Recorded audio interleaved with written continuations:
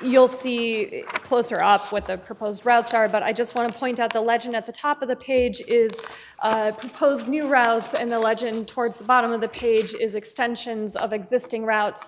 And the routes that are really relevant to Plymouth Township are the Plymouth route, which is kind of like the magenta pink up there, and then there's a burgundy route, which is the Haggerty route that also touches or goes through Plymouth Township as well. And then if we flip now to the next slide, you can see in more detail the Plymouth route and the Haggerty route, and both of these are brand new routes. They are not extensions of old routes.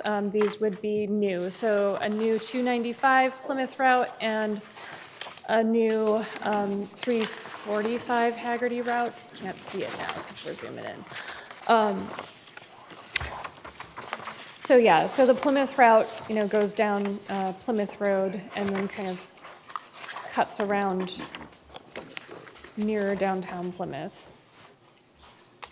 And then the Haggerty route kind of starts up by Northville and then comes down through Plymouth, through Canton and ends in Van Buren. But goes a little bit over to Haggerty Road. And we may want to zoom out.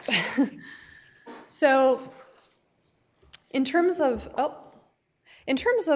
we're doing this project, we're trying to put together recommendations and implementation strategy that we can take to SMART to hopefully influence the outcome of the plan that they put together.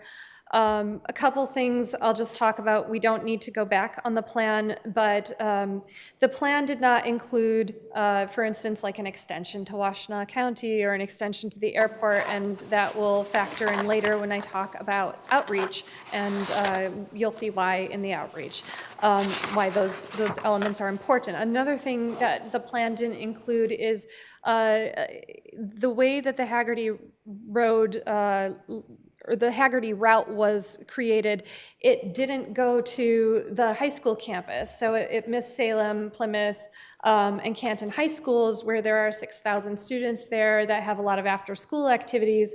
And so it cuts over right now. It goes east at Warren Road, and instead, we suggested to SMART that it cuts over at Joy Road instead, so it can go past the high school. So there's a few things that we have suggested already to SMART that would make it better serve, in general, the Plymouth community. So those are the kinds of recommendations that we are trying to make to SMART's plan. And also, with exception to Westland, which currently opts in, this is the first time that the other 6 consortium communities have ever planned for transit. So again, we're trying to have something in place so that if the millage does pass, it doesn't take us by surprise. We have a plan for it if it passes.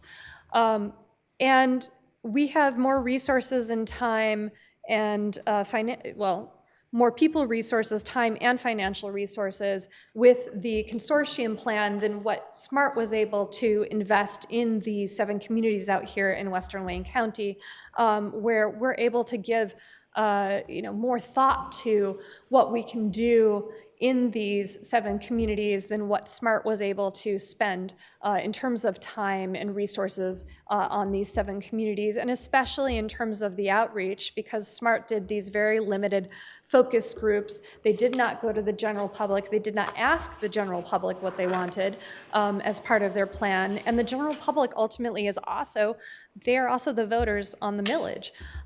So you would think you'd want to ask the people who are voting on the millage what they would like to see for transit out here. So that's what we're trying to do with our plan.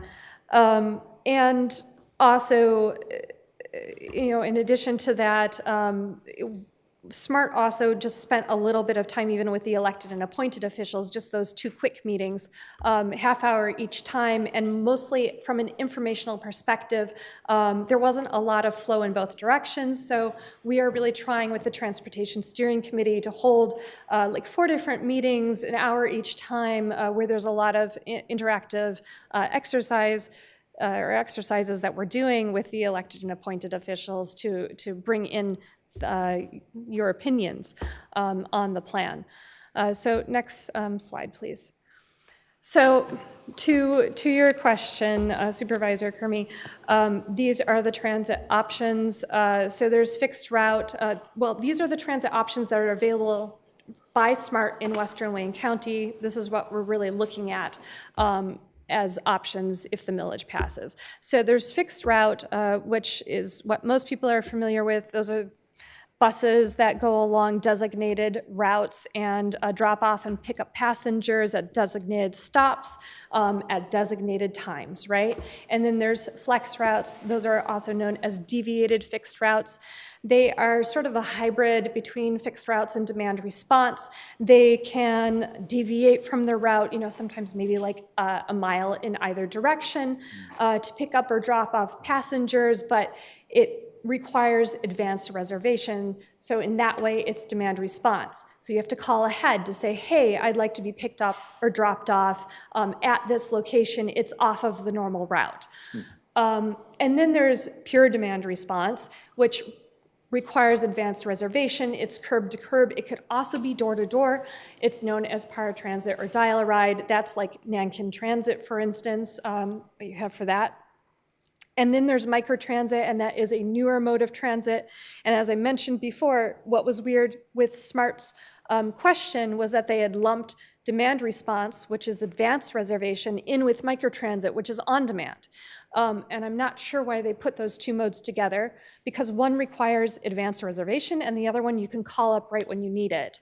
So microtransit, SMART has something called SMART Flex. It's available in Farmington and Farmington Hills. It's also available in Dearborn.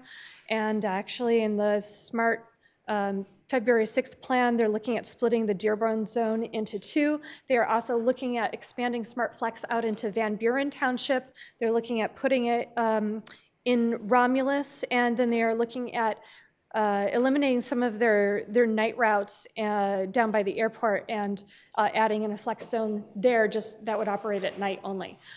So they are really looking at expanding these flex zones out more in Western Wayne County if the millage passes. But the way it works is you have an app on your phone. It's like the Smart Flex app. You put in your origin, you put in your destination, and it basically calls a car or a van to you, and then you take that to your destination. Vehicles can kind of vary, but it's typically vans. And it runs within a specific zone. Like I said, the flex zone for Farmington is literally just Farmington and Farmington Hills. It operates just within that zone. So that's how Time out second. Microtransit, how is that different from Uber or Lyft? So it's different in that in this case, it's run by a public, a transit provider, as opposed to being run by a venture capitalist, venture capital funded company, right, or backed company, and A private company. I'm sorry? A privately owned company. Right.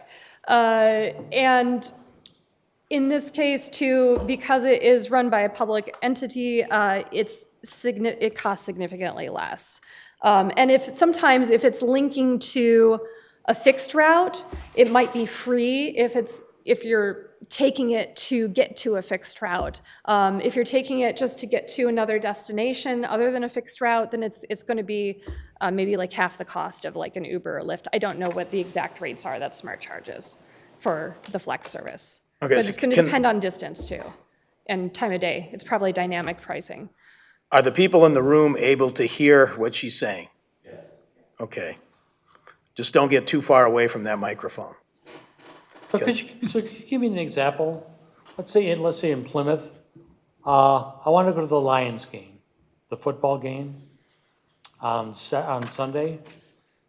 Go downtown Detroit, what's the best place I can go? What's the best place? Well, I mean, we'll have to get like 7 buses to eventually get there, or what's the best way to go? Takes 2 days. Takes 2 days. Now, or if If hypothetically, it passes, yeah. if it passes? Yeah. I'd have to probably put the route map back up. So there's the A2, D2 bus, so I would say, let's see. Well, that goes back to one of our recommendations, which is that they should continue the Michigan Avenue bus all the way into, we think, all the way into Ypsilanti, and then you'd be able to catch a bus into Ann Arbor. Well, that would go backwards. That would go, That's okay. I I have guess to the think answer is about it. it's Yeah, I don't it's know not off gonna the be top of easy. my head. I mean, Right. Although 60 years ago, you could take a bus from yeah. Plymouth. You could actually take the Michigan Avenue bus, sorry, let me think about this. You could take the Michigan Avenue bus east into Detroit, and that would take you directly there. That's a little out of the way. 60 years ago, you could take a bus from Plymouth, DSR, Detroit Streets and Roads, that would make a change at Grand River and Schaefer, near the Montgomery Ward and the Federal Department Store, and you could get to the Lions game. Yeah, I But if you think, weren't back before a certain time, they ended at Grand River and Schaefer, and you had to have somebody pick you up or walk home. It's a long way. yeah, in this case, as I'm thinking about it, you could take the Haggerty bus down to the Michigan Avenue bus, so you'd have to transfer once, then it would get you to downtown Detroit. I just had to think that through for a second. I have a question about on-demand. So let's say my car's at Bell Tire getting fixed.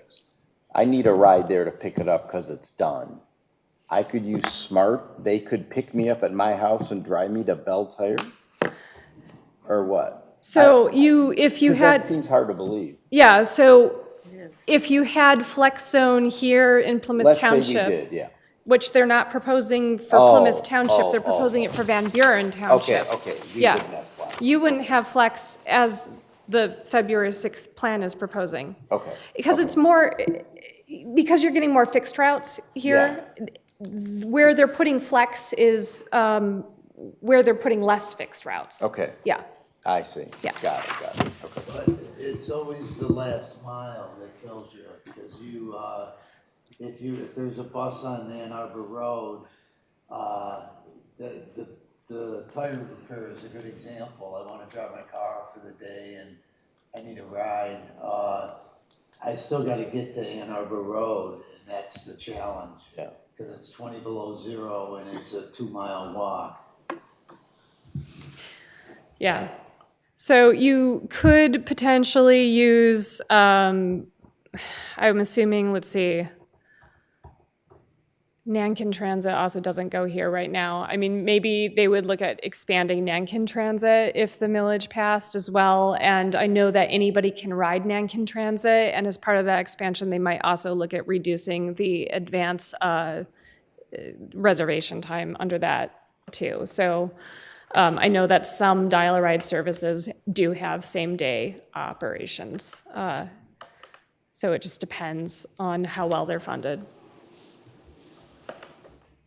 And that could probably take you to, sometimes they can take them and drop passengers at fixed routes that way.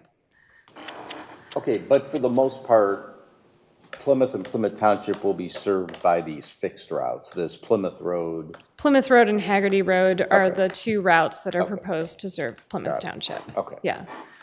And anything else is just me hypothesizing. Yeah, right. It's not going into downtown Plymouth. So we don't know exactly where the stops are going to be right now. I'd have to put the slides back Plymouth Road up. is Main Street.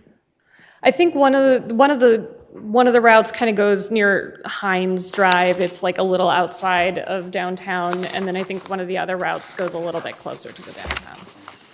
So, continuing with the project timeline. So the project started in July of 2025. Technically, that's when OHM was brought on board, but Erin and her team in Canton started the outreach earlier than that. They started doing the survey in June of 2025. And then there have been 2 transportation steering committee meetings that have been held so far, one in September and one in December. As I mentioned earlier, the first Transportation Steering Committee meeting was primarily just to go over, introducing the project and what the purpose and goals of the project were. And then that second Transportation Steering Committee meeting was to go over existing conditions findings as well as to brainstorm some high-level strategies. And then we've been primarily working through that first round of public engagement starting in November through this month of March. And we are just moving into development of the draft recommendations, which we should be finishing up by the end of next month. And then moving into finalizing the report in the late spring, and then wrapping the project up by June. And then one thing that is not on this project timeline is that there is going to be a workshop on public transit on March 19th for the consortium's elected and appointed officials. That's going to be held in Canton. Neil Greenberg, who's a transit expert, is going to be talking about, what makes good transit, as well as how you can go about implementing it. So that's not on this particular project timeline, but that is another element of the project that is going on. And then That's March 18th in Westland. March 19th in Canton. In Canton. All right. Yes. And then the third TSC meeting is going to be in April. So that's been shifted a little bit to accommodate the workshop. Next slide. So we'll talk about the existing conditions now, and I will leave this QR code up here in case anybody wants to go to the interactive base map. We will also be showing static images from the base map in a minute. But there is an interactive base map. It does have layers that you can turn on and off, and you can also scroll around in it. So eventually we may embed it in a story map webpage for the second round of engagement. But like I said, I'm going to go through static images from the different layers of that base map in the upcoming slides. And as soon as I see everyone's phones back down, we'll switch through the next slides. Okay, next please. So is there any way to have this take up the full screen? It looks like there's like a lot of. Can you border expand around that, it. Bob? Oh, I mean, sorry, not zoom in. I just meant Zoom out? zoom out. But yeah, I was just wondering if there's a way to make it kind of a slideshow on the whole screen. Not really? Okay. Now with a PDF. Oh, it's a PDF. Okay. Sorry, could we zoom in then one more time? Okay, that's good. So this is a map of the current public transit conditions, the opt-out conditions, if you will.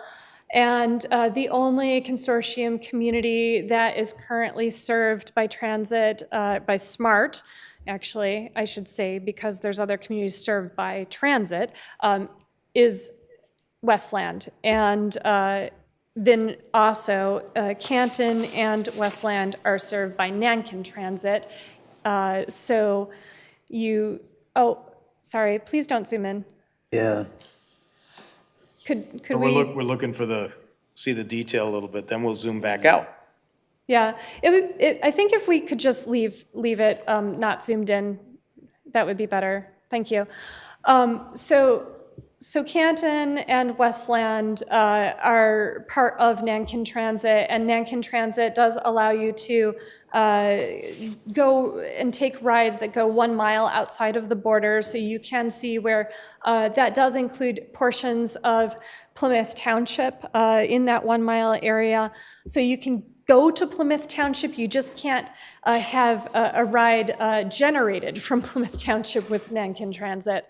And in that same manner, Nankin Transit can kind of reach triple ATA and DDOT and Live and Go, but it's extremely inconvenient to make those kinds of connections using Nankin. So that is the way that the current transit system is set up. And if we could go to the next slide. Is Nankin a private company? No, it's like the dial-a-ride service for Canton and for Westland. Okay.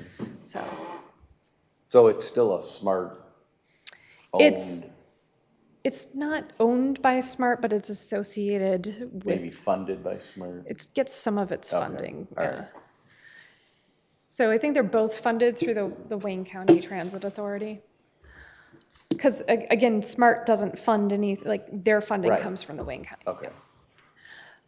So this is a map of the density of jobs, and as you can see, actually, the highest concentration of jobs is at Ann Arbor and Haggerty Road, which is Plymouth Township, so it's right out here.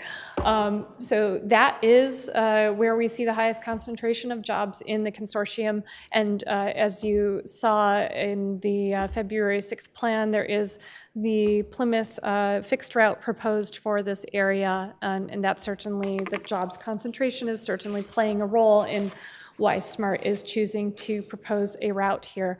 In addition, there's other concentrations of jobs near Ford and I-275, and then there's concentrations of jobs in downtown Plymouth and Northville. Those are primarily the service jobs for the downtowns, and also another cluster near Beck Road and M14. And we can go to the next slide. And this is the commuter patterns. Primarily, the consortium has more outflow than inflow as a whole, but in Plymouth Township, there is more inflow than outflow substantially just due to the number of jobs that are in Plymouth Township. So you see inflow of almost 28,000 and then outflow of about 12,000 in Plymouth Township. So this is, this says 27,980 people or cars. Trips or whatever. Trips come into the community every day. But it hasn't, work at home impacted that? But it has, I'm sorry, it hasn't what? As work, you know, people are working remote, so this is from 2021, the data's a little old. Yeah, that's, I would question whether it's still, Well, you probably have more inflow now because people aren't working from home. still a lot are. yeah, that is the most recent data that's available. Okay. What is this telling us? So, It's a job creator. More people come into Plymouth Township than leave Plymouth Township. yeah, it's saying that there's a very high density of jobs in What Plymouth does it Township, tell us within the context and of that there's a this lot of employees project? coming in. Right. I would question that. In 2021, Ford Motor Company was largely completely remote work. An awful lot of people that work for Ford live in Plymouth Township. If it was a more recent, I think we'd see the outflow number much higher. Just a comment, It might be more evenly balanced. perhaps. But what does this mean in terms of the context of, the overall context of this proposal? What are these numbers, why are they relevant or germane to the conversation? So it's just showing that there's a lot of regional movement between Plymouth Township and other communities, and therefore a need to have, like for instance, east-west fixed routes that, like, there's a lot of movement, for instance, between Plymouth Township and Livonia. There's a lot of traffic that is going between residents who live in Livonia but may work in Plymouth Township, for instance. So they may need a bus that goes back and forth. So that's one example of what that means. Hence, you have the proposed Plymouth route, Plymouth fixed route that goes between Livonia and Plymouth Township that SMART has in its February 6th plan. When will the data be updated since it's 5 years old? I don't work for the census, so I cannot tell you.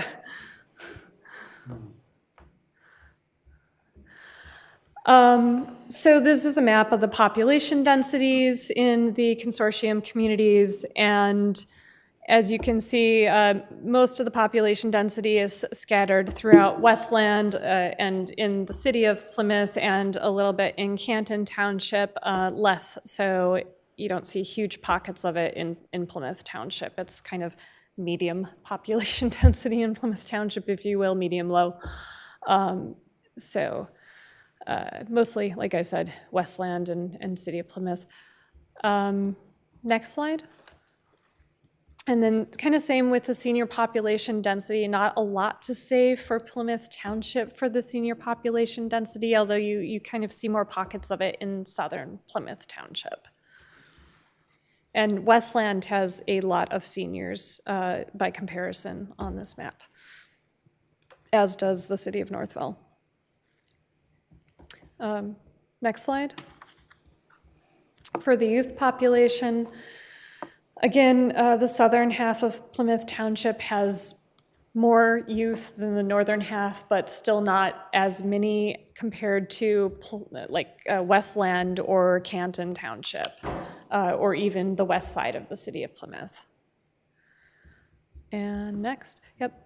So same situation with individuals with disabilities, although you do see more of a pocket with the census tracts on the east side of Plymouth Township. You do see a little bit more of a density of individuals with disabilities there, but nothing like what you see in the city of Westland or certain pockets in Canton Township, or even, again, the west side of the city of Plymouth.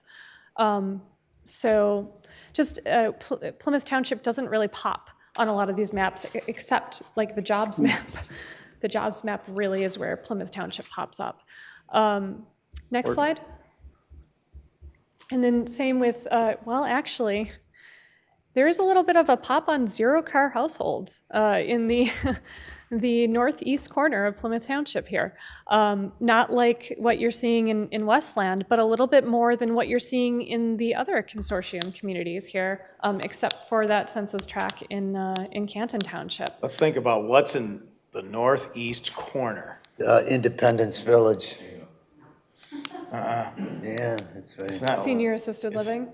that's kind of west. it's right here. Yeah, but I'm trying to figure out what's in the, Lake Point, but I don't, people have cars in Lake Point. yeah. Yeah, Wash so is located there. definitely This is worth households. checking out what's over there. That's what's over there? Okay. Plymouth Road stuff. Is Well, the this, border is Eccles on the east. Yeah. There's a Some apartments, but they're lot not- of industrial, although This is households. Lake Point is what it is. is the census the source for this data? Is the US Census the source for this data, or where's this data come from? Yeah, I believe this comes from the US Census, but I would have to double check that with our GIS specialist. Households per square mile, 101 to 250.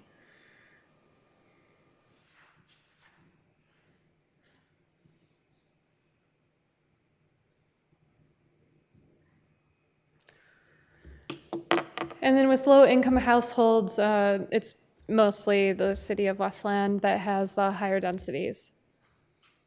I think in particular that most of this data was coming from the ACS, the American Community Survey of the US Census. And then if we could go to, yep, thank you. Oh, yes, let's stay on unemployed individuals for a minute, please. So you see higher densities of unemployed individuals throughout Canton and Westland and the west side of the city of Plymouth, and then to a certain extent, medium densities of unemployed individuals in the southern half of Plymouth Township, but not the higher densities that you're seeing in the other areas. That Where include, would would it retired- include, oh, excuse me, would that include retired Yeah, I was people? gonna say, where do the retired No, fall? that does not. It includes job seekers that are out of the market, and that's something that we did double check and look into because we've had that question before. So it does not include retired individuals. Surprising. It is surprising. Okay, and so this is a transit score. This data comes actually from SEMCOG, and they look at, it's a compilation of data on older adults, youth, minorities, households in poverty, limited English proficiency, transit-dependent households, female-headed households, and households with disabilities. And so it's a composite of all of those factors, and as you can see, the more green it is, the higher your transit need score is, if you will, and you see more green in Westland, a couple of census tracts in Canton, and you really don't see any green in Plymouth Township. So you kind of see some medium. The golden color is kind of halfway up the score. So there's a middle need there in some census tracts, but not a high need. And so in terms of findings, obviously, when you look at all the demographics, Westland had the greatest need for transit, just based off of the rider's age, youth, and older individuals, individuals with disabilities, and the density of unemployed individuals. The west side of the city of Plymouth actually had a lot of demographics that would indicate a need for transit, but because of some of the other factors, it actually didn't score very highly in the SEMCOG's kind of transit need score. And then there was this area of Canton that I called out a couple of times along Ford Road, Salts, North Canton Center, and North Lilly, that also had a high transit need score from SEMCOG due to all of the demographics that it scored highly on. But overall, Plymouth Township didn't really have a lot of transit indicators outside of the very high inflow of employees due to the job market here. But that was a substantial indicator. Next slide, please. So we are working on a trends, gaps, and needs analysis. This is also called best practices. We have selected the communities of Grand Rapids, Denver, Omaha, and Columbus, and this is still in progress. We selected these regional and national communities because they have recently had an influx of funding, either through a sales tax or a residential property tax or millage, that has allowed them to expand out into new geographic areas with transit that were previously unserved by transit. And so we are looking at what their implementation plans were for those geographic expansions and how they went about doing that, because those provide good case studies for the types of plan that we're trying to do. But again, it's still in progress. We don't have the findings to share on that yet, but that is one of the next things that we're working on. Next slide. And now we'll work on discussing the engagement update. So we picked some tools out of this toolbox for the first round of engagement. Specifically, we used surveys, focus groups, and stakeholder interviews, as well as community pop-ups for the first round of engagement. And if we could go to the next slide. Next slide. Yeah, I'm trying. Oh, looks like, oh, there we go.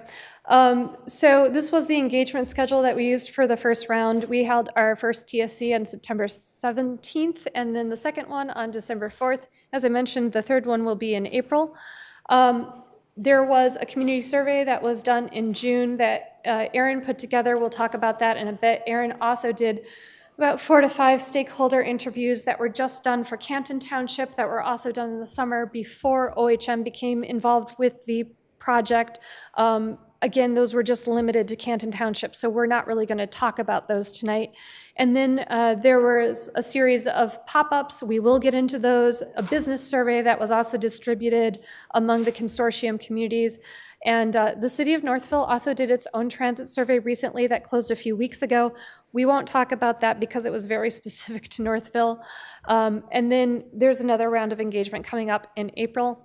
And of course, the boarding commission meetings, which are in the process of wrapping up this month before we start another round in June. Next slide, please. So these are the results of the community transit survey that Erin and her team put together. They received 935 responses, which is a really awesome response rate. So I always have to say, please give Erin kudos on this because her team did a fabulous job. And of those responses, they had 255 responses from 48170, which of course is the city of Plymouth and Plymouth Township. So you were very well represented here in Plymouth Township with those results. And there was a broad array of ages that took the survey, although I will say that the senior group was the most represented, as you can see here on the graph. Next slide. So one of the questions that was asked was, how often do you use public transit? And about 75% of the respondents said, when needed, but not regularly. And that's what we would generally expect to see in an area that doesn't really have fixed route transit. It only has paratransit and dial-a-ride.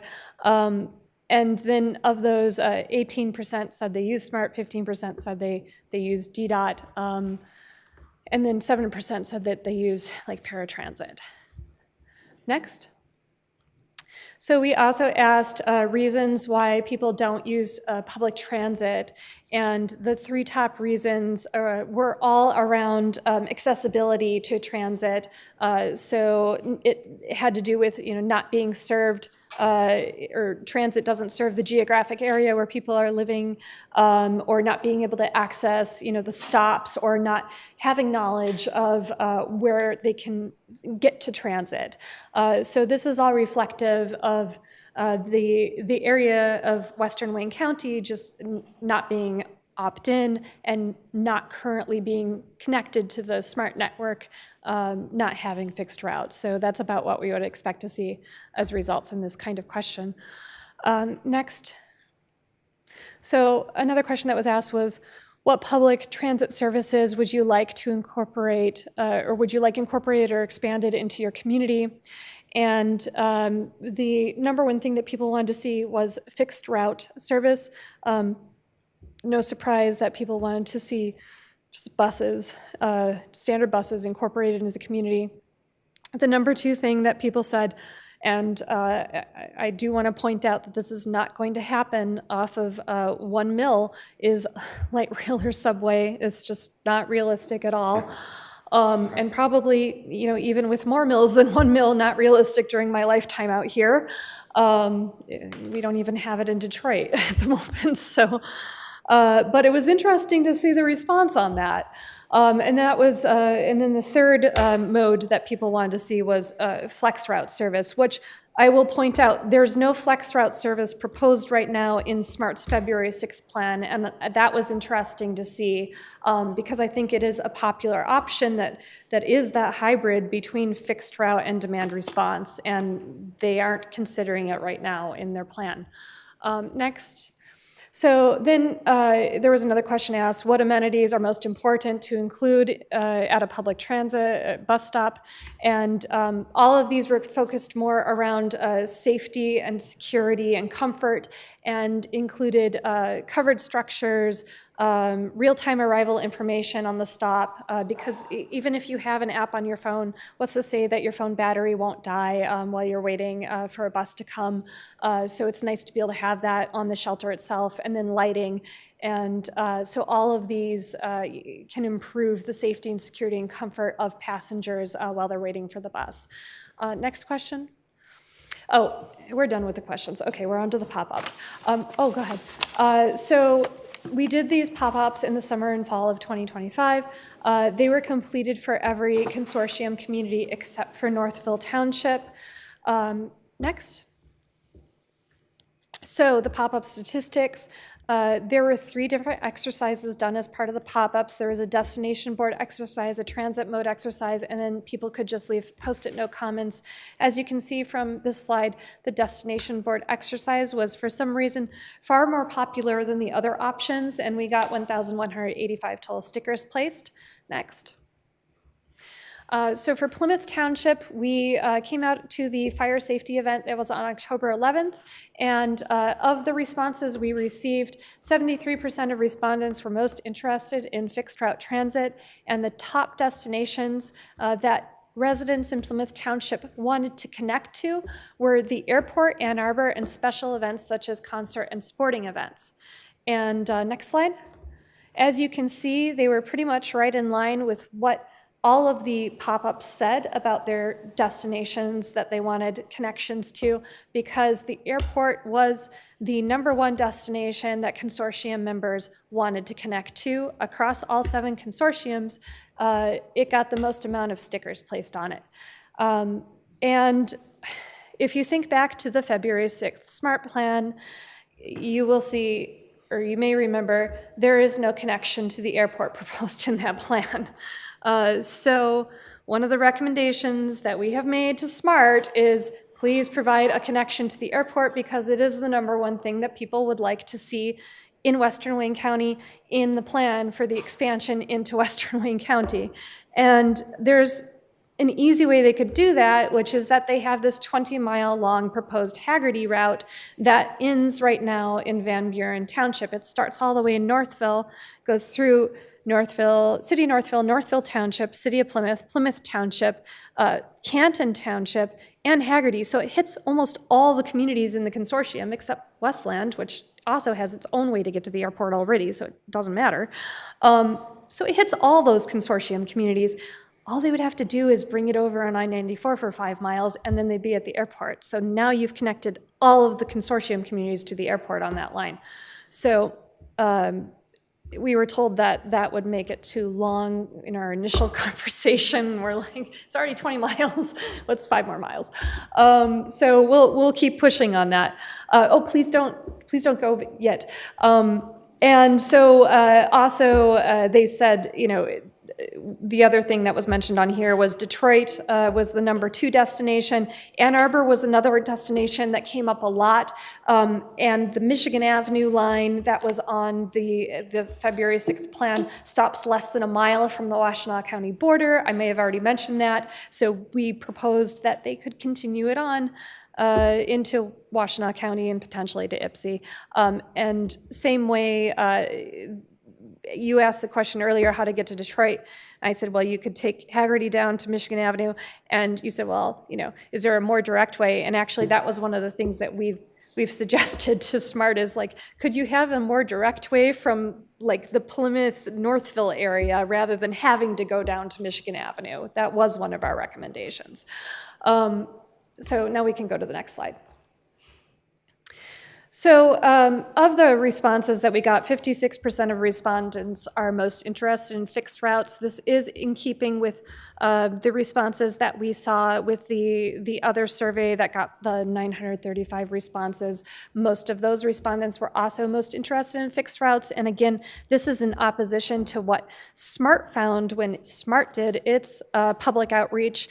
And they said most people were interested in demand response. That is different than what we found when we polled the general public. But again, they never polled the general public. So what the general public wants is different than the riders that they polled. So generally, the people that came up to the pop-ups were positive, spoke positively about public transit, but they could have also been self-selecting. People who maybe weren't as positive about public transit may not have interacted with the boards. We had a couple people that came up regardless, but you know, we don't know that either way. So next slide. So there was also a business survey that we did because we wanted to hear from business owners and employees, and that was run from November 24th to January 6th. We obviously had far less responses on that because it was kind of a niche group that we were targeting, and the responses that we did get on that were focused on convenience and reliability because the business owners and employees were primarily concerned about getting to work on time, and especially getting employees to work on time. So they were focused on options that would get them there. we did get representation, quite a bit of representation from Plymouth, and then also from Van Buren and Belleville. And I think it was by zip code, so we can't break down necessarily if it was City of Plymouth or Plymouth Township. It was just like 48170. Next slide, please. So the most preferred improvements, again, speaking to the values that the businesses had of reliability and convenience, they wanted to see microtransit, which is, they're the only group that said microtransit, right? Because the other group said demand response and fixed route, although demand response was lumped in with microtransit with SMART, which threw things off because that's two different modes. But business community said microtransit because it's on demand and it gets you right to the door. So that's very reflective of, I think, what a business community would want to see. And they also said increased frequency, which again speaks to reliability. And then in terms of preferred amenities, they said bus shelters, security cameras, and lighting. The lighting in the bus shelters, we've seen over and over again, no matter which group we're polling. The security cameras really only popped up with the business community, and I think, again, that's reflective of what the business community would value in general. Next, please. So we'll talk about what the Transportation Steering Committee brainstormed as strategies at their second meeting. We asked what transit service expansions would your community like to see? And as you're seeing again here, when we polled the elected and appointed officials that are on this committee, they said, number one, a connection to the airport, number two, a connection to a connection to Detroit, and number three, a connection to Ann Arbor. So none of those things were really provided in the SMART plan that came out on February 6th. At least the Detroit one is a little wonky, as we've talked about. But there's no connection to Ann Arbor, and there's no connection to the airport in that plan. So this is something we need to continue to have discussions with SMART about, and that we are certainly going to put in our plan as recommendations. Next, please. So we also asked what potential fixed routes should be prioritized. This is something where actually SMART got most of this correct and right in their plan, which was really good to see. The way that it was ordered by the TSC was Ford Road, downtown Plymouth, downtown Northville, Ann Arbor and Haggerty, Beck and 5 Mile, Michigan Avenue and Belleville, and then Wayne Central City Parkway. The only ones that didn't get in the SMART plan were Beck and 5 Mile. There's nothing in there for that, and Wayne and Central City. But all the others are covered pretty much, or very close to it in the SMART plan. Next, please. So we also asked what stop improvements would you like to see? And again, reflective of all the other engagement that we've seen. Number one, shelters with benches, better lighting, and then real-time arrival signs. And I want to pause here too and just point out that the SMART plan, some of the consortium members were a little bit disappointed that the SMART plan did not get into stop locations or proposed stop infrastructure. It was very silent on those elements. And especially when, feeling safe and secure at a bus stop can make a difference on whether someone is going to choose to ride the bus or not. And if there's only a sign there versus having a shelter with a bench and good lighting and real-time arrival information, that can really make a difference in the quality of whether someone is taking the bus or not or feels safe. So that's something we're going to push for as well as, are you going to put in actual stops or are you just going to throw a sign on the road? So we also asked what potential fixed routes should be prioritized. We did this one already. I think you're going backwards. One more. Okay. What is the best way to market transit in your community was another question we asked, and basically the top two choices that came out of this were social media and e-blast, and that was a little bit reassuring because that is how we have been doing most of the marketing around our outreach. So we really didn't need to change a whole lot with that in terms of continuing at least to market the project, but also as we make recommendations in the implementation plan for how they should SMART or the consortium members should market transit in the future if if the millage passes, right? Like this is a plan so that you're not caught off guard if it passes in the future. Now, these are the methods that should be used.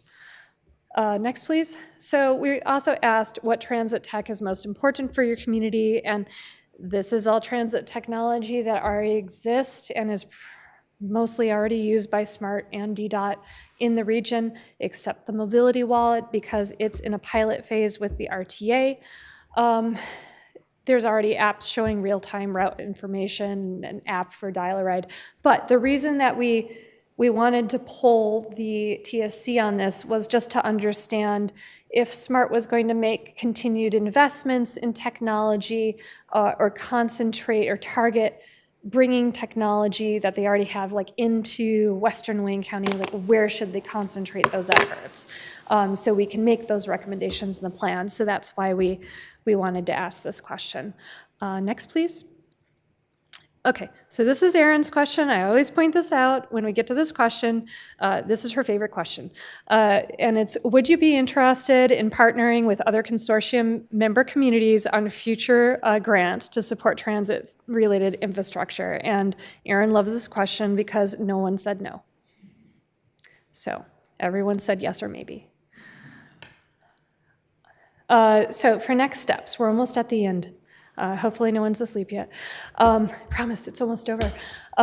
So we are wrapping up round 1 of engagement. It's pretty much over next week. I think we have like maybe one more of these, I don't know. And then we are finishing the best practices, trends, gaps, and needs analysis. And we've basically finished the existing conditions technical memo. We are just editing it at this point. As I mentioned, we may have one more board or council meeting left. And then we are moving into developing the mobility focus areas. We also have the workshop on March 19th in Canton, which is not up here. And then we have the 3rd TSC meeting in April. And so that is going to keep us busy for the foreseeable future. But that's pretty much what we have on the docket for next steps. And then I think the next slide just says questions, but we can see. What does the next slide say? It says questions. Here we So are. I had this set up so we do the questions at the end. Well, this could go on a long way. Why don't let's do the Planning Commission, stick to the agenda for now, and then, because I expect a lot more questions on this than the Planning Commission annual report.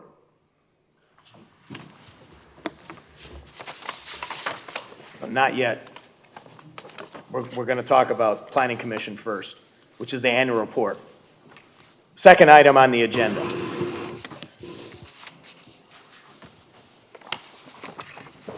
Laura Mangan will be giving the presentation. She is a principal at McKenna and Associates, the planning consultant and the planning portion of Plymouth Township. We do not employ a planner as an employee.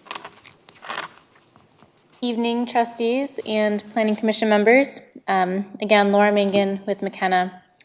The Planning Enabling Act requires that the Planning Commission of a community prepares a report of its annual activities from the prior year and presents that to the legislative body. So the Planning Commission has prepared this draft 2025 annual report of their activities, and it is scheduled to go before the Board of Trustees for a receive and file at the March 10th meeting. So tonight is just an opportunity to quickly go over the draft and provide any additional feedback before it is in your packets for next week.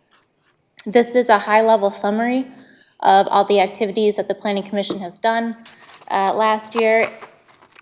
Our monthly McKenna reports provide more detail on each application or project.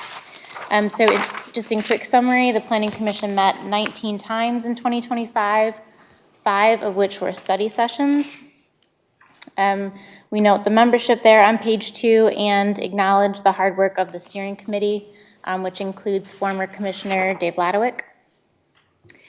In terms of applications, the Planning Commission reviewed 8 special land use applications. And these dates reference when a decision was made. Some of these applications were, of course, reviewed over multiple meetings. There were 9 site plan applications, 2 zoning ordinance text amendments, 1 related to sign requirements and posting standards for rezonings. The second, dark sky provision ordinance. There were 2 cluster housing options, 6 rezonings, and then 89 other reviews. This includes landscape reviews, sign reviews, land divisions, fence modifications, etc.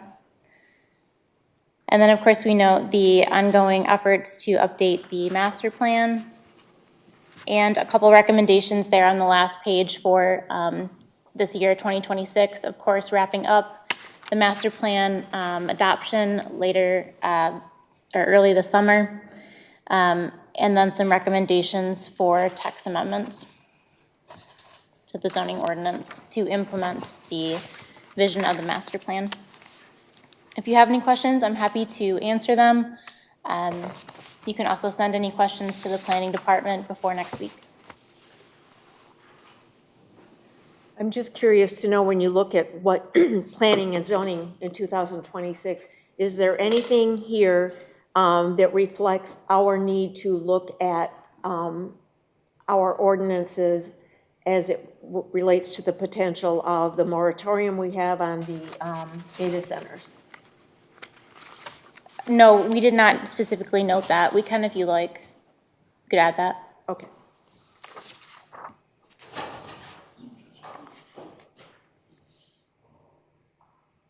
Okay. All right. We'll take questions. Come to the mic. Remember, be brief, be civil, be factual.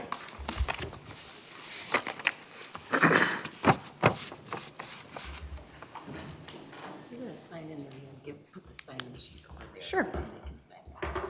Before they start that, I would just like to say thank you very much. It was a very exhaustive presentation. You put a lot of time and effort into it, all in an effort to be, proactive, and we appreciate all of the time that you devoted to this. So you have a question back there. Yeah, just a quick clarification. Is this the public comment period? Yes. All right. Hi, everyone. My name is Patty Posios. I live at 43005 Riverbend Drive in Plymouth Township. Thank you, ladies, for your presentation. We went last night, too, to the city of Plymouth. It actually helped to hear it twice. It was really good. So I just want to talk about just some facts and just say that, I think we all recognize there's a need for some type of public transportation, whether it be seniors or people who can't afford a car. For example, my parents came from Greece in the mid-50s. They got married, and they did not have a car until 1968. So they commuted in Detroit, which, the density has gone way down since then, but, that's how we survived. So, and my mom never drove because she's a Greek mom, so I drove her around, or we rode the bus together. So we did the dial-a-ride stuff, so. But the presentation did talk about existing conditions, so I want to talk about a very important existing condition of the SMART system, and that is ridership. So if you look at SMART's reports, you'll see, well, actually, let me back up, I'm sorry. The opt-out communities, of which we were one, that includes the city of Detroit. So the city of Detroit is being forced into SMART, and that will be a double tax on the residents of Detroit, which doesn't seem fair. They already have DDOT. So yearly ridership is passenger miles, and then they also have a second number that we found at the Federal Department of Transportation report called vehicle revenue miles. So if you take those two numbers and do the math, you come out with an average annual ridership of 3.8 riders per bus. That is down 14% from the previous year. It was 4.5. So that said, one bus is the equivalent length of about 3 vehicles. With that ridership, we're not going to see any improvement in traffic. Also, one bus is the equivalent weight of about 6 to 7 vehicles. So these empty buses riding around are actually doing more damage to our roads than cars do. So please don't speak while I'm speaking. Thank you. And then just to be clear, everybody understands this consortium, that is what we'd like to see, which is great to get our voice out there. It is a wish list. SMART, as we've seen, has their own plan. They've already said that we've expressed from our side we want, certain things, and SMART has, I don't know if they flat out said no or if they're just not in the plan. I can't answer that part of it. But so just, Livonia was in and opted back out because they had no say where these routes were going and it wasn't suiting the needs of their residents. So this is 1 mil, that's like 2.4 million, and 1 mil is a start. They probably want 5, is what we're hearing. Thank you. 1 mil is about $250 per year in a house in Plymouth, average house. Hi, I'm Ron Picard. I'm 1373 Sheridan in the city of Plymouth. And if the millage passes, go you guys. I hope they listen to everything you say. But 4 years ago, Oakland County was going through this process where they were having the millage that was coming up on their ballot. At the time, I want to get this right, they published their 2022 Regional Master Transit Plan Update. Okay, and as part of that update, this was their pretty map, kind of white, like what we saw of what they want to do in our area. All the orange is the existing routes, and the blue were what the vision was. And I want to thank Matt because today he found a video where there was a woman, it was kind of a pro-millage video. She went through all the reasons to vote for the millage. And one of the things she did is she pointed to this map and said, yes, we can go to Oxford, we can go to Clarkston. But we know, we've been talking about this for a while, and we know, they're not servicing Oxford. So what I wanted to do is I took the existing SMART route map off their website, and I took their map and colored red all the routes that haven't shown up yet. and that's what we come up with. Wow. Now you can see they did use a little bit of their plan, but so when they're asking for money, and this is what we have. So SMART's going to do what SMART's going to do, period. And what I want to bring up today is when the election gets closer, and most cities will put out something in a mailer that says this millage is going to be on your ballot. This is what it's about. I would really hesitate to put their vision maps anywhere on stuff you're sending to the voters because it's all vaporware. It's a wish list. My hope is that the millage doesn't pass. I can already say I'm not for it. If it doesn't pass, maybe SMART will run back to Lansing and say, hey, we need to let these communities opt out again. Otherwise, we're in real trouble. So, thanks.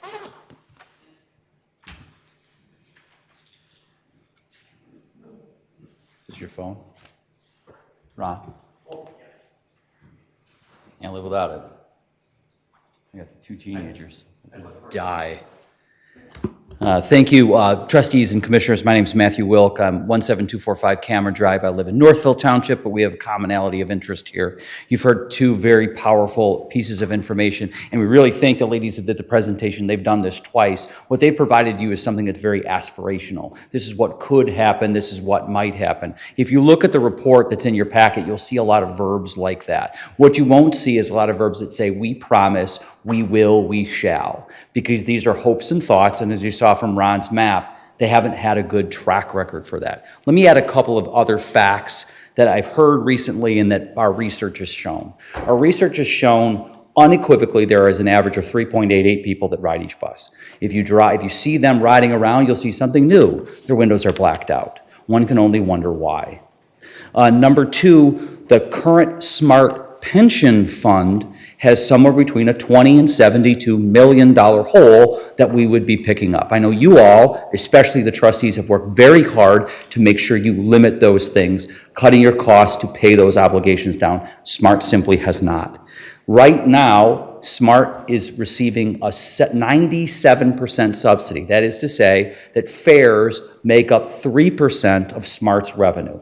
As a comparison, just apples to apples, roads receive approximately a 17% subsidy. I want to raise two other interesting points that I heard. About your senior transit, we have that in Northville as well. And what the lady indicated is that maybe $500,000 from the millage will go towards senior transit.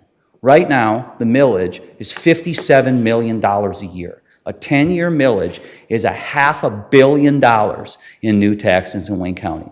From that, maybe all the communities that do senior transit will share 1% for their senior transit. Okay? I want you to, if you have time, go look through the package. Look at page 9 of the presentation. You will see on there a set of delivery dates. You will see that 2029 is the not quite promised delivery date for the routes in our area.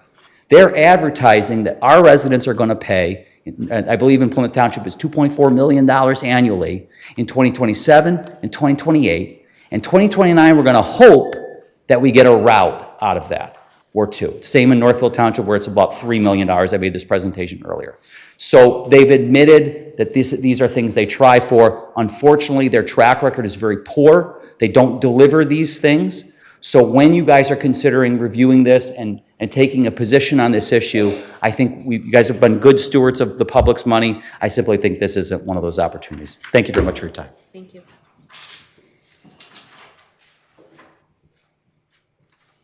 Hello. My name is Claire Grobe. I'm a Plymouth Township resident of 1 year. I live in the Plymouth Heritage apartment complex off of North Territorial. This is my first township meeting I'm attending, so please bear with me. I came here today to speak in support of the Wayne County Transit Authority millage, even though it is admittedly imperfect in its current state. I'm more than happy for my tax dollars to go towards supporting public transport for Wayne County community members. Even as someone who owns a car and drives it nearly every day out of necessity, I would love to have the option and freedom to ride the bus to some destinations such as Northville, Canton, Detroit, etc. Parking in dense urban areas can be stressful and time-consuming, and riding the bus would alleviate that. Additionally, the more public transport is available, the less traffic there will be, and the streets will be safer for everybody, including those who choose not to take public transport. That being said, there is lots of room for improvement in the plan. I would love to see connections to the airport and shuttles to Detroit and Ann Arbor, as the presentation is kind of stated. But even with all of that said, I really do look forward to the new routes that could be created as a result of this millage. If passed, even if it is imperfect, I think an improvement to the system is better than doing nothing at all. I think everybody deserves reliable access to affordable public transportation. Thank you for your time.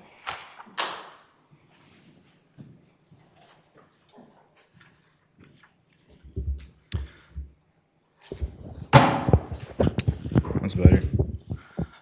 Yeah, hi. I'm Dylan Tremba. I also live in the Plymouth Heritage apartment complex. Been living here for about a year now. And I'm kind of speaking off the cuff here, so bear with me. But I wanted to come up here and speak in support of this millage. I believe that it is a great opportunity to connect our communities, especially for those with disabilities, seniors, and those who aren't able to afford to purchase and maintain a vehicle, as I'm sure many of you know, is extraordinarily expensive. I look at Plymouth Township right now, and there is literally no way out except by car, or I guess if you want to bike or walk, like that's also an option. But this would open up a lot of opportunities for people from surrounding communities to come and visit our businesses, and also allow commuters to more easily go to and from Plymouth Township. And, I know that there were some concerns that were raised regarding current ridership.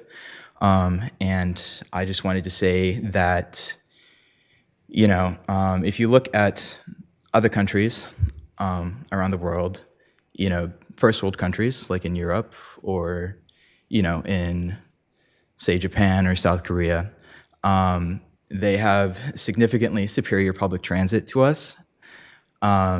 And I think it really kind of shows how far we've fallen behind in that respect. I think, everybody who lives in this society, the United States of America, the richest country on the planet, deserves that same access to public transit as in those other first world countries that are, in fact, less wealthy than we are.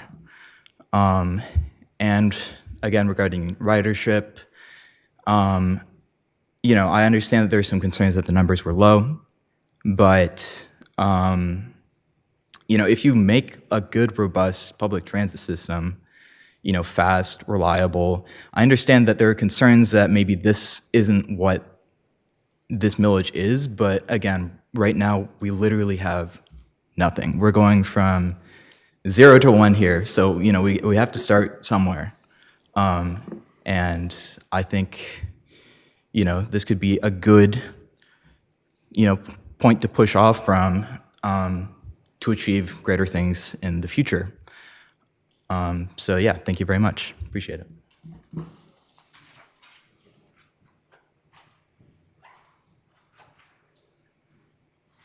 Hi, my name is Linda Conway, and I live in Bradbury, which is probably the largest area of concentration of older folk in Plymouth Township. Very nice place to live, by the way. I grew up in Chicago, and from the time I was 12 years old, I could get from LaGrange, Illinois, which is 17 miles outside of that city, downtown by myself. It was a little different time then, a little safer. But you can still do that, and you can't do that here. I think it's one of the biggest detractors to the city of Detroit and to our suburbs. You can't get around unless you have a car. And that's an expensive prospect for a lot of people. If you don't have to have a car and you can use public transportation, you can use that money to spend at your local stores for recreation, for additional things that are sold in your local businesses. So I think public transportation is really important, and I support this. It's not going to start out well. No project ever hits the ground and is able to achieve 100% of its goals in the first 6 months or 2 years or 3 years. But you do have to start somewhere. And Dylan, I appreciate what you said because I think you were accurate. Thank you very much for your time.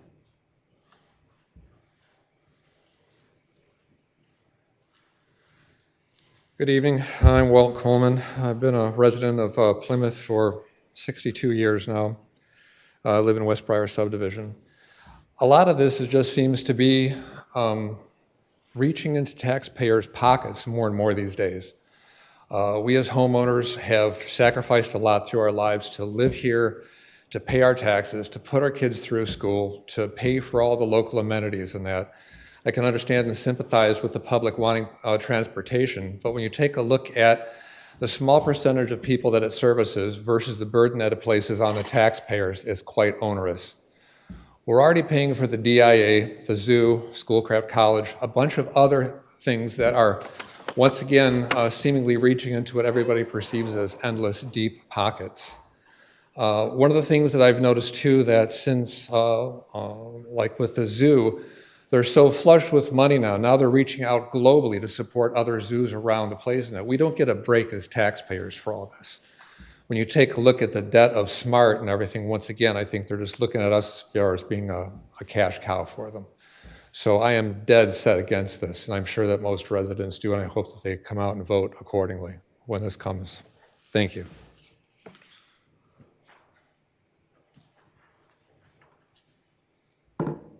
Hello, everybody. My name is Chris Robbins. I am a current resident of Plymouth Township. I live at Joy and Lily. So just a couple of quick things. First off, I agree with everything that Patty, Matt, and Mr. Picard have said earlier. Definitely feel like this is not really in the best interest of the township at the moment. And there are so many better ways that we could go about this, whether it is through a private company, through Uber, through Lyft, through so many other services that we already have existing, that we don't need to use our taxpayer money that should be going to other issues that our township board and the city of Plymouth and Canton all think would be better uses of our funding, whether that be parking space, whether that be city parks, or other issues that are much more important to what we should be doing for the betterment of everybody. I feel like a lot of the Plymouth Township residents that we have here are already in possession of cars and vehicles and ways to get around, and that at this point, you're not really going to be getting your value, as Patty and Matt have so eloquently put it, much better than I could, in terms of ridership for Plymouth Township and the city of Plymouth. That really wouldn't necessarily add to our specific communities and what we already have established here. Also, a couple of other quick questions I have. This is, I guess, more questions for those two.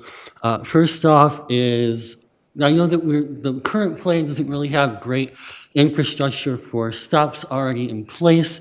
I feel like if we just had a willy-nilly stop right in the middle of Ford Road, that would, number one, lead to more accidents, number two, lead to a very significant inconvenience for traffic, not even alleviate any of the issues that we already have. And it would also possibly lead to issues of jaywalking or issues of hit and runs, people just walking, stopping at a bench when there's not really infrastructure along the side of a road like Ford Road for benches.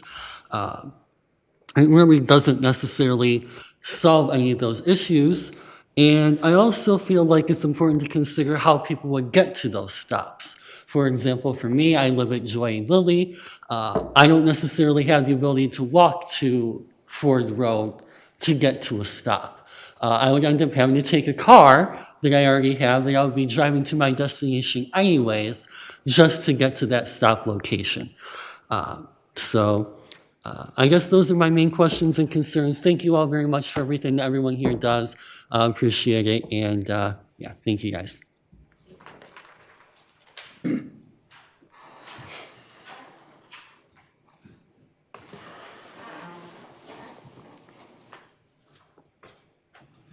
Hi, guys. Bill Pine. I've only lived here 48 years. Thank you, ladies, for your presentation. The information was very valuable. I've been in the transportation business off and on for almost 50 years. This reminds me of a bad business deal where you can have any answer you want as long as it's public transportation and smart. That doesn't say it's not the answer, but it's the only answer you're given a choice on. And you need to have a much broader, to be convincing, you need to have a much broader database than 1%, less than 1%. Bill, we can't hear you. You've got to direct it. Okay, sorry. What I do have are a whole series of questions that would help address this more constructively. The first is, who are the specific users of the proposed service? I know you say it's going to be dependent kids, people who are handicapped. They get rides with their families in many instances. You need to talk about what their needs are. You need to talk about how those needs are served today. You need to talk about the gaps. You need to talk about the alternatives, and need to talk about how those alternatives compare. I mean, Chuck talked about private as opposed to public transit. That's one alternative. There are probably others, I don't know. Public transit is generally, and has been for a long time, the high-cost solution to transportation. Now, there may be social issues that justify that cost, but it is the high-cost solution. This kind of sounds like a solution looking for a problem, and it reminds me a lot of what I see when we go and visit our daughters who live in San Francisco. Now, they've got a great public transit system, but man, they pay through the nose on that, and there are all sorts of problems, and that's not a good thing. So I'm not saying it's good or bad. I'm saying there are a whole bunch of questions that haven't been answered. Unless those questions are satisfactorily answered, I think that's a problem. Anyone else? Okay. Oh. Sure. Hello again, everybody. Again, my name is Erin Schluter. I'm a senior planner with Canton Make sure Township. it's close to your face. Thank you so much for all of your comments and questions and coming here tonight. We really love to hear from the public and what the public is saying and what you're hearing, whether you agree with us or not, especially those who disagree with us, because it gives us a different viewpoint. So we really do appreciate that, and I hope you'll continue to come out to these meetings, reach out to us individually. We love to talk about this stuff. So I just wanted to address a couple of the questions that I heard tonight that I know that I can answer. So in regards to Oakland County's maps, when you show that the 2022 plan, and this is all that they've done, and that's a fair point. But the millage is for 10 years. So they've only had 3 years to implement that plan. So things are still in flux and things are still being worked on in northern Oakland County. Not to mention there are groups and transit authorities in the northern and western Oakland County areas, NODA, WODA, People's Express, that do service those areas. It's not perfect, it's never going to be, but there is service in Oxford, in Lake Orion, in those areas. So I just wanted to address that. And the millage for Wayne County is going to be 10 years as well. This plan, the February 6th plan that SMART put out, is only addressing 3 years of investment. So it's not going to be perfect from the get-go. This is still just very much in flux and how it's going to go. And I just wanted those things to be addressed. The other big thing is the infrastructure and the safety that you mentioned, sir. So one of the things that we've talked to SMART and to Wayne County about is that there needs to be, especially in these western Wayne County communities that have been opt-out for so long, there needs to be an outreach and education on how we can utilize these better and how people can access the information to make it work for them. Just putting up a sign or putting an enclosure where people don't really know how to access it, we want to be able to mitigate any kind of safety dangers or anything like that. So in addition to working with the county, with SMART, there's also going to be local participation with the residents and with the communities, so that way we can all work together. So that's another component that we have reached out and talked to SMART about. The plan is never going to be perfect. We're not here advocating for SMART's plan and saying that it is perfect. As Adriana had mentioned, there's a number of things that we see that are deficient with it. But it's a start, especially in these areas in Western Wayne County that hasn't had it before. So we're trying to be the advocate for the residents who need it and communicate those needs and those wants to SMART. So again, I really thank you all for coming and providing your feedback. If you have any other questions or discussion points and you want to reach out to myself or Adriana, I'm putting you on the spot, individually, you are more than welcome to. Thank you all again, and thank you for having us here to present this evening. Thank you. Anything else? You got to come up here if you got a question.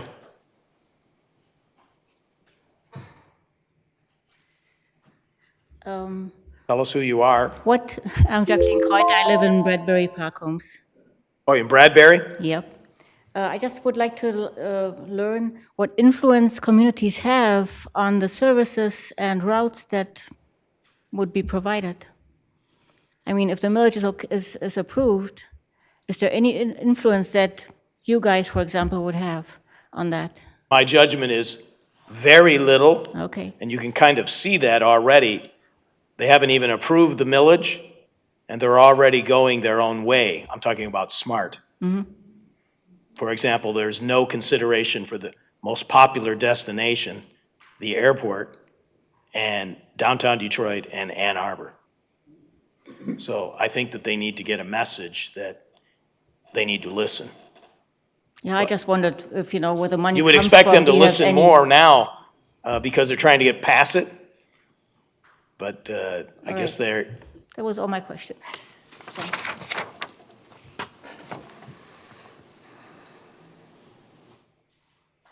All right, and remember, Plymouth Township is neutral on this. We're not going to be advocating one way or the other. Also, the supervisor in Northfield Township said he's neutral also. He said that there's a document that said he wasn't, but anyway, he wanted me to convey that. Anything else? All right, we can adjourn. Could you make a motion? Motion to adjourn. Do we need, is it a regular meeting? I don't know.